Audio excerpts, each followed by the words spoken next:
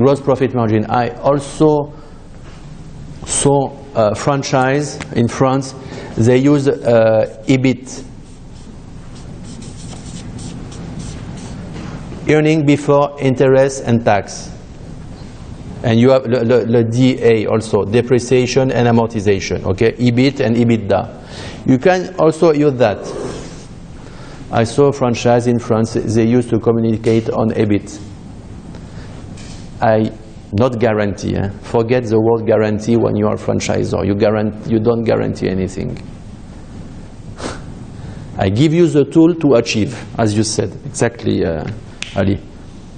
I'm giving you the tool to achieve a goal, an objective. I am giving you the tool. But as a franchisee, don't you want to, they don't insist on looking at financials before they actually... You will be surprised, but in my career, I saw a lot of people, they dare not to ask you to be frank, yes.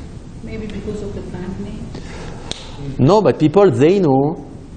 Especially if you're talking about, like, unknown or new franchise. Forget. Concepts. I mean, I have to look at something. No, but forget known or not well known or strong brand identity or not. When it comes to financial, it says for your private life. If I'm telling you how much you earn a year,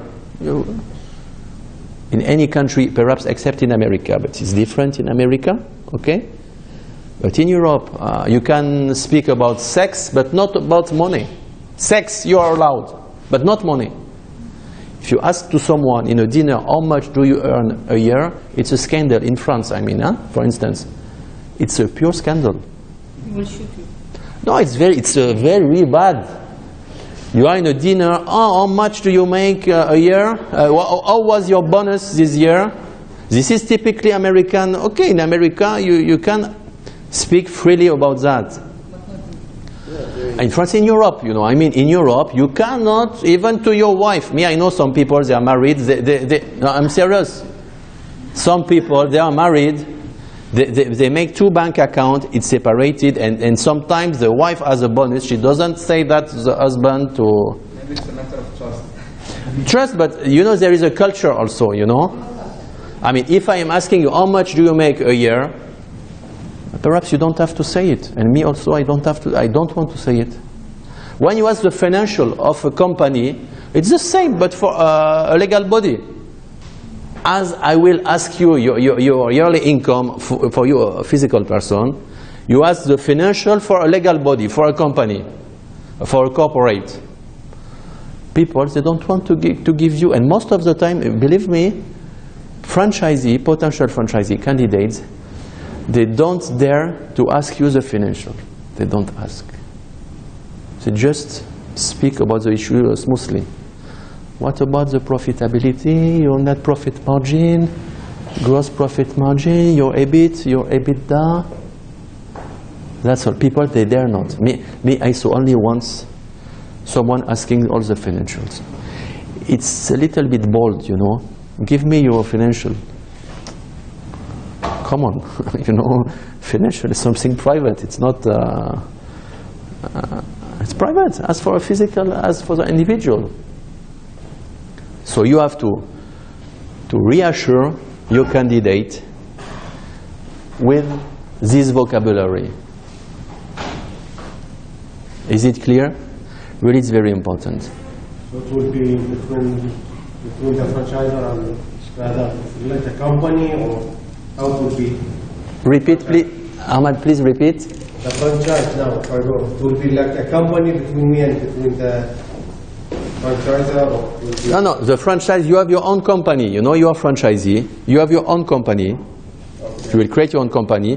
The franchisor has his own company. Okay? The candidate will ask you many things. You will answer, I advise you to answer with this kind of key performance indicators. We call it KPI, key performance indicators.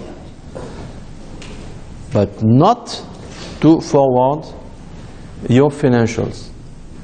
I don't advise you. I mean, you can only get problems. I think for sure, in this case, the return on investment is null. You can only have problems by providing the financials. Only have problems. So avoid problems. You know, before solving problems, you have to avoid problems. It's stronger, you know. Avoid to solve. Avoid from the beginning. It's better. So were you aware about that? The way to communicate about figures? Did you know that before, or is it clear? It's very important, huh? I think no, I'm convinced that they have not to give the financial report. Yes. They can give only the gross margin and You can. Gross margin, net profit margin, EBIT, EBITDA, return on investment. Okay. yeah. Gives you an idea, you know, it gives you an idea. Not as precise, but what you can say also to avoid giving the financial things that, okay, I can give you my... After signing the financial agreement? Yeah. To give them information. After signing... Yes, you're right. After it's useless. If it would have been useful, it's before. Before, yes. After it's finished. They can study the feasibility. They got the But information. what you can say also regarding the statement of income. Feasibility study would be based on, Yes, I will tackle that now. you have to look at the other. Yes, but I will tackle the issue of the feasibility study now, because it's directly linked, for sure. What you can say to avoid providing the financial, say, okay, but you cannot compare. You want to open in Dubai, the price of the rent is 75% of your yearly sales turnover, so no comparison. You compare peers and Apple, if I give you my financial statement. Look, I can give it to you, but you will compare peers and Apple. And it's, I think it's échec et mat. The person cannot say something, I mean, you close. It's useless. Cannot compare. Regarding the feasibility study, very interesting. I come back to my case, and I repeat you, it happened 15 days ago. As I told you, I'm representing an Italian company. They are very successful in Italy. They are expanding now in India, etc. The CEO of the company called me. He told me, Nicolas, I found a lead for Saudi Arabia. I forwarded the client. He told me, okay, Nicolas, the guy from Riyadh called me, and I will send him a business plan. He's franchisor, huh? From Italy. A potential franchisee in Saudi Arabia. He told me, Nicolas, I'm going to send him a business plan. I told him, how come? What's... No, Nicolas, I make a business plan and I will send it to him. I told him, stop. It doesn't work on this way, related to business plan. What you have to do as a franchisor, never provide a business plan to your franchisee for a territory that you don't know. You're in Italy, you will make a business plan for a franchisee in Riyadh. How come? You know Saudi Arabia market. You have been over there, you have spent your time, you know the big players, you know the rent, the cost, you know the expenses, your fixed cost, your variable cost, you know that? No. What you have to do, this is a rule. Sadly, that franchisee is just going to use it for loan applications. No, but you have two kinds of franchises, believe me, two kinds of candidates. Really, you have two kinds of candidates. You have very professional people, and on the other hand, you're right. Most of the people, they enter into the franchise, they fill the application on the website, and but believe me, you have sometimes very professional people. And I met some of them very professional. As potential franchisee, I come back to the business plan. What you have to do, this is a golden rule, and it's written also on the franchise toolkit. When you're a franchisor, you have to give to the potential franchisee all the elements that will enable him to build the business plan. Meaning, capital expenditure, stock per square meter per year, sample price list, price of the equipment, blah, blah, blah, blah, blah, blah. Give him the elements for him to build his own business plan. But this is a total different story. You don't make the business plan for your franchisee. Why? Again, you could be binded by the business plan. Okay, you sent me a business plan from Italy. You guarantee that, I don't reach that, so you're a liar. I sue you. So the rule, and really be careful, bear that in mind. You never draft, you never, ever, forever draft a business plan for a potential franchisee. You can make it for you if you want, as a market study, I would like to say, but not a business plan. But when your franchisee will tell you, okay, and it happened with the Saudi client, okay, I will send you all the elements enabling you to build your own business plan. This is a totally different story. Do you understand the difference? Scenario one, I make the business plan as a franchisor for you as a franchisee. You have only risks. On the other side, I give you the ingredients to make your business plan. Meaning, I'm not responsible. You will build it with the prices, and mainly the most important, by the way, it's a price list.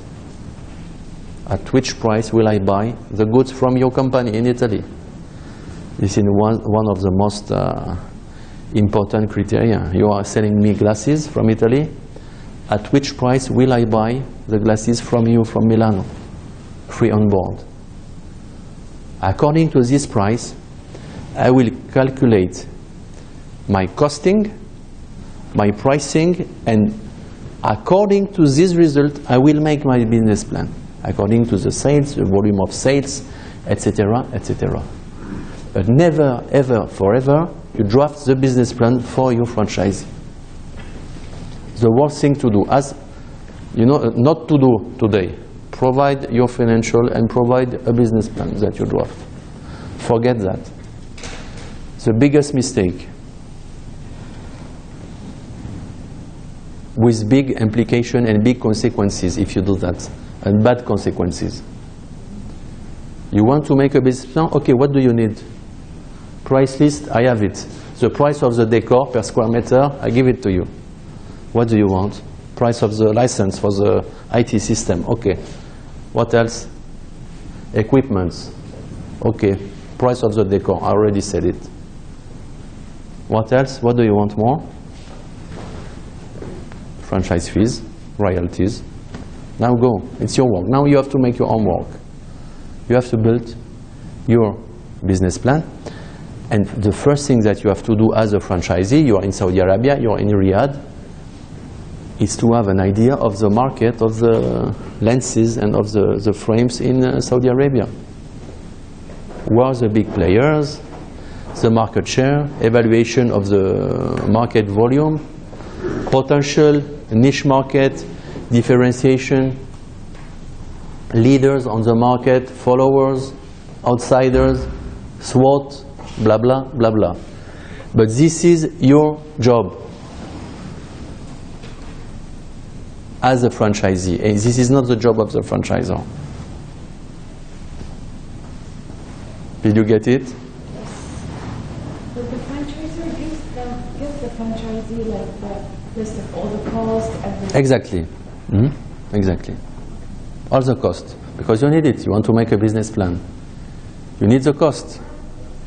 I will provide you with all the cost. After, it's your business to set up your business plan. I am in Milano. I cannot draft a business plan for you who are based in Riyadh. I don't know the market. I don't know the players. I don't know anything. But I can provide to you the cost. This I can provide it to you. And you have to do that. You have to do that on this way. Questions? So, say I have a business and the franchisee is approaching me.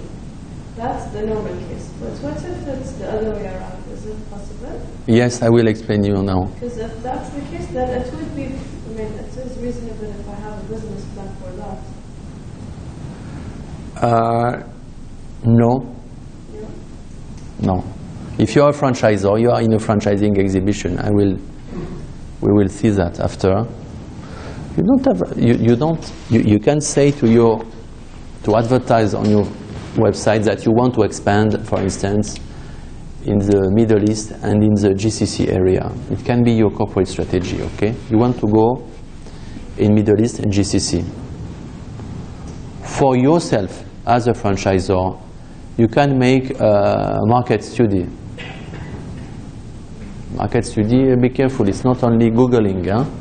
Because now people, they think that with Google, they do everything distance, but it's not true. You want to see, you want tomorrow to open your brand in Dubai, you have to take a flying ticket and to spend 1 week in Dubai with a notebook and a pen, and to take appointments and to make research. It's not Google. You have to come on site. You have to come on site. A friend of mine, a former diplomatic person, so I mean people educated, he called me 1 month ago, told me, Nicolas, I want to start a business in Qatar, and I told him, okay. Blah, blah. I make a study, I make Google, blah, blah. I send, tell me, what do you think? I told him, you have to take a flying ticket. Go 1 week to Qatar. Before, okay. You go to Google, you take the reports, synthesis, and documents from the embassies, Commission of Trade, from UNIDO, from World Bank. Okay, finally go. You want to set up a consulting firm in Qatar, and go to Qatar. Identify the consulting firm. Look, try to meet people, working with them, clients, meet them, speak with them. Take the temperature. What is the context actually in Qatar? Economical situation, social situation. Try to see the environment. You have to be on site. This is the difficulty, you know, of business plan. Me, I don't see how come you can draft a solid business plan if you are based in Milano to develop your brand in Saudi Arabia. Really, you can upstream. You can. Market and macroeconomics, okay, you can find everything on Google. But when it comes to details, you have to travel, you have to be on site, to spend at least 1 week, to visit the biggest mall, to see the mix of the products. What about the glasses in Saudi Arabia? You have Maghrebi, you have a big brand, you have what are the prices, what is the evaluation of the market in terms of volume of sales, which brands are leader, etc., etc. So it's you know, I think that people most of the time they minimize the work which is required to make a good marketing study, which is inserted for sure in the business plan, huh? Because you have the marketing approach. And after you have the financial approach, and all the package is named a business plan or whatever you want, or feasibility study, but you have marketing bias and financial approach. You have to mix those two elements to make your feasibility study. But one will depend on the other. I mean, your business plan, I mean your financial, will depend about the marketing data that you collected. Be careful. when you make a feasibility study, your feasibility study has to be carried out according to a marketing study before. How come can you make a financial study if the marketing study is wrong or weak? You cannot. Is it clear? Feasibility study, marketing and finance. One provokes two, but two does not provoke one. You understand the link? A causes B, but B does not cause A. First marketing, second step finance. Okay? Any questions?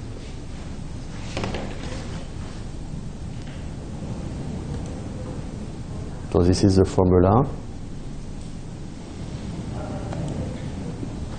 I had a video to show you, but there is no connection, unfortunately. The ideal candidate, I'm tackling this issue also on the franchise toolkit. For you, what's your name, please? Ahmad. Okay, what is for you the ideal candidate?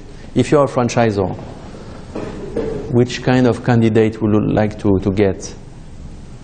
Individual, a group, what? Depends how professional they are. Approach. Interesting. Professionalism is a criteria. Interesting. It depends on the product you are going to come for, whether the age of teenagers, depends on the product. Mm-hmm. The question, if you're a franchisor, which kind of candidate would you know, this was Tony Fitzpatrick, is a famous franchise and retail consultant. There is, if you can, by the way, take the web link to have a look on Google, on YouTube. The ideal candidate to enter into your franchise agreement, how can you imagine him?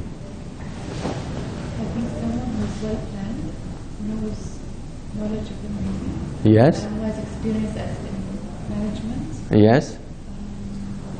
Individual or group? Sorry, you mean that he's coming to your...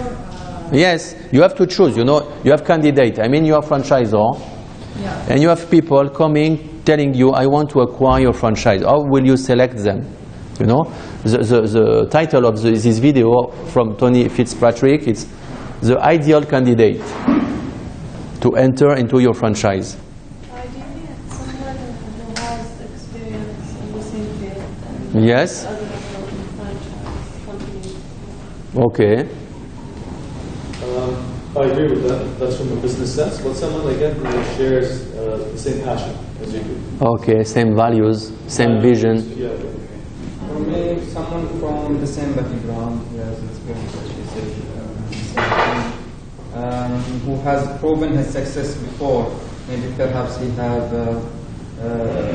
business. Okay. Yeah, with the management. skills. Achievements. He has some achievements. Okay, Ali, if I ask you which kind of candidate would you like to get for your franchise? Well, if Shaya comes, What? if Shaya comes, give him franchise. Which kind of type? Well, especially if it's retail or food and beverage. So we're talking about what type. So he's- As a franchisor, which kind of franchisee would you like to get? A person with, so whatever sector I am in, so a person with some industry expertise or preferably even some business, well first off he has to have, enough financing. Yeah, important. Finance, because you can be skilled and competent, but if you don't have money, it's difficult. Yeah, so he has to have a lot of money or like sufficient for operation. Number two, ideally if he has networks, so a person that I could make sure that he could get Yes. done. Number three, industry expertise, so someone if it's in food and beverages, someone with experience in the food and beverage Yes. industry. Even someone who already established other businesses from before, so like a serial entrepreneur, let's say. So Ali, you ask a lot of things, I think. Well, that's the idea, right? Ali, you are very demanding. Well, that's the ideal case, yeah. I'm kidding you. Yeah. So, what I noticed hearing you, one word is coming again and again, professionalism, for sure. Yeah. You have to select someone who is professional. Being professional meaning you have a serious track record, you have a strong background, you have achieved things in your career. Yes, business acumen and business skills, you know. Network is important, you're right. If everybody knows you in the city, it's better when you open a business. One thing you didn't tell me, would you prefer individual or groups? This is a key issue, huh? What I'm telling you. I repeat, individuals, I mean Mr. Nicola, or groups, Jawad Group in Bahrain. For you, it would be easier to deal with individuals because dealing with one person, always you know who to refer to. So, it would be easier for you. This is interesting, and again, I'm tackling this issue in the franchise toolkit. You have two options, and you have to define your objective from the beginning. Either you want to deal with individuals, or you want to deal with groups, or, but it's rare, with both, individual and groups. Sorry? Ideally, it's to work with Look, there is no ideally. I will explain you. You're asking. It depends on Yes, but it's ideal for me, is not perhaps ideal for you. Sure. This is what I wanted to mean. I think it depends on how well established the group is. Mm-hmm. It's been around for a while. I mean, like reputation-wise, Mhm. So, credibility, achievement-wise. So, you know, you have to select a candidate, we say in the industry, you have two main criteria. First of all, access to prime location, and secondly, operations. I mean, the quality of your operations. You have two criteria, not three, two. Access to prime location and the quality of the operations that the future franchisee will be able to deliver. Considering that, you have two options if you have a look either at an individual or at a group. And this is typically cultural, by the way. For instance, in France, most of the franchises are individuals plus retired people. You know that? Retired. They stop their job at 40, 45. They were employees 25 years. They are fed up of their boss. Take a few money. They leave their company. They leave their company and they decide to become their own boss, and they enter into a franchise agreement. This is the profile of a typical franchisee in Europe. Believe it or not, but this is the truth.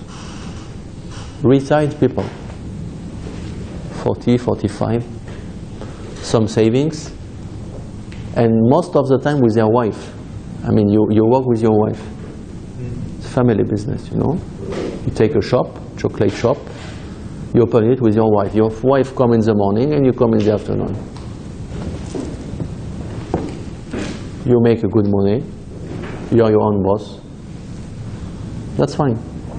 This is in Europe. Okay? Individual. In the region, it's totally different. What I saw, most of the franchisees in the region are groups. What do we mean by groups? You have groups with, we have a group who can run one brand, and you have a group who can run 40 brands. Okay? There is group, and according to the yearly sales turnover.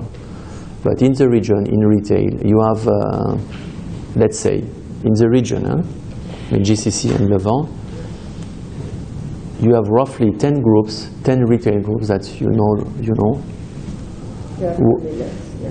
Family business, by the way, most of the time they are not listed. And those 10 groups, they monopolize, I would like to say, 60% or 70% of the retail business. You know? So, the pros and the cons. To deal with a big group, what are the advantages if you are dealing with a big group, big retail group? Stability. They will be more stable in the market. Yes, normally. So they have access to finance as well. They have Yes. operation efficiency.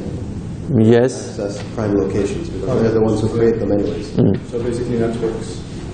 Everything. What Ali says is very interesting. Normally and theoretically, you have only advantages, I mean theoretically, to deal with a big group.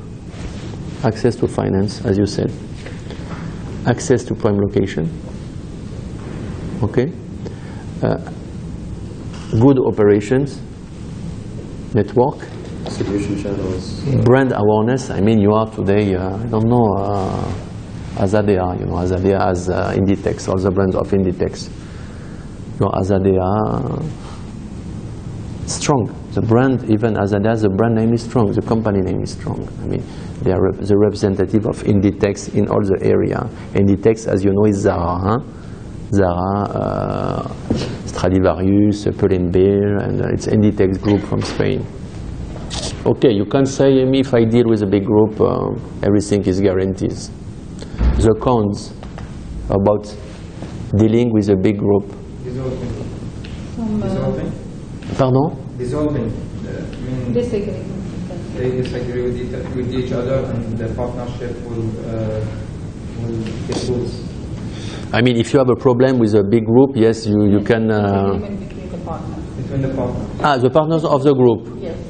Could be. Yes, okay. Decision maker. Yeah, even decision-making power. So It's not if one you- person, not individual. But even the fact that you're dealing with a bigger group, they might basically influence, like You you feel as a more franchise, secure if you you as a franchisor, you're the one supposedly, I transferring the know-how, the skills, and you make the rules. But if you're dealing with a big group, it could be the opposite. It could be different. For example, they might make a decision on cutting off some costs, dealing with cheaper suppliers. You say that it could be a danger, I mean, potential kind of danger for the franchisor. So the distribution of power, the decision-making is maybe more favorable to their side. In exchange, You're right. in comparison to you as a, supposedly you're the franchisor. You're the one supposedly who sets the rules and criteria.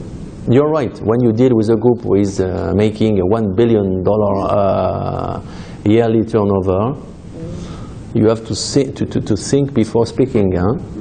Cannot treat them as a small kid. When you speak to big groups, you speak to big groups that you know.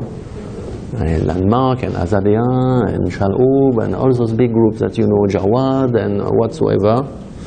Big groups, you cannot... Yeah, but you keep the Ashaya. CEOs, always the CEOs who are taking decision. Yes. They don't vote Yes, all the, but still because... the board members, they keep it here, but they vote the CEOs, he's the one. You're right, you're right. You are dealing with one person, not the group. not the Exactly, even if, most of the time you're right. Yeah. Even if the structure... Advantage and disadvantage between the individual and but another, also you say as a disadvantage that sometimes the franchisee, I mean the big group can become very powerful and even more powerful than you as a franchisor. You're right.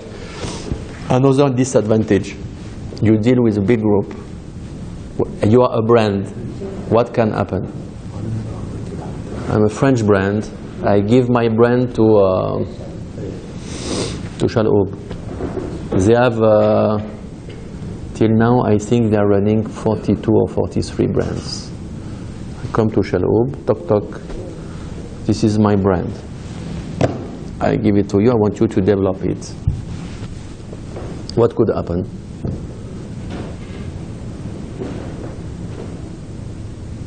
And Shalhoub is very strong, as example, for sure, is very strong, and they represent the brands of Louis Vuitton Group, of LVMH in the region. What could happen? Conflict of interest? Yes, interesting. Meaning, he just said conflict of interest. What does it mean? Could it be that they can do it better than you?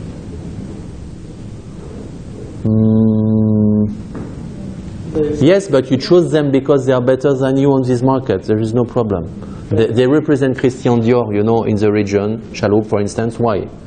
Because Christian Dior in France, Mr. Bernard Arnault, he said those guys, this group, this family business, because family business, they know the market better than me. If not Mr. Bernard Arnault, he would have been over there directly without Mr. Shalhoub. He chose an agent, Bernard Arnault of LVMH, because he thought that this family is stronger than him. If not, he would have come directly. What did you want to say? No, it's like the conflict of interest. Maybe they said that they're right. So, very interesting. I wanted to hear that. When you deal with a group who is running 30 brands, okay, you come with your brand, you will be the 31 brand that they are running. Do you think that they will put all their energy on your brand to develop it when you are the 31st brand of their portfolio? You give your brand to someone who has 2 brands. You give your brand, okay, you are my franchisee, I want you to develop. From 2 you will shift to 3. But if you, from 30 you shift to 31, which kind of energy will you get from your franchisee? This is the issue. I mean, it's a rule. The group, you want to deal with a big group, okay.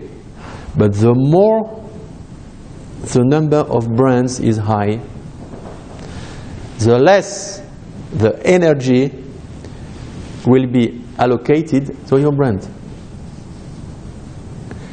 If I have one brand, I am in Dubai, I can run a second brand. I will split 50-50 my operations. If I have 30 brands, you will be 1 on 31 of my portfolio. So 1 on 31 of my operation, 1 on 31 of my PR, 1 on 31 of everything.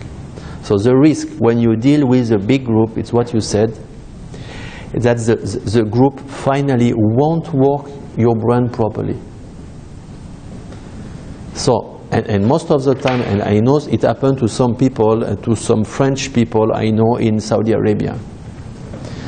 They gave their brand to a very famous group in Saudi Arabia,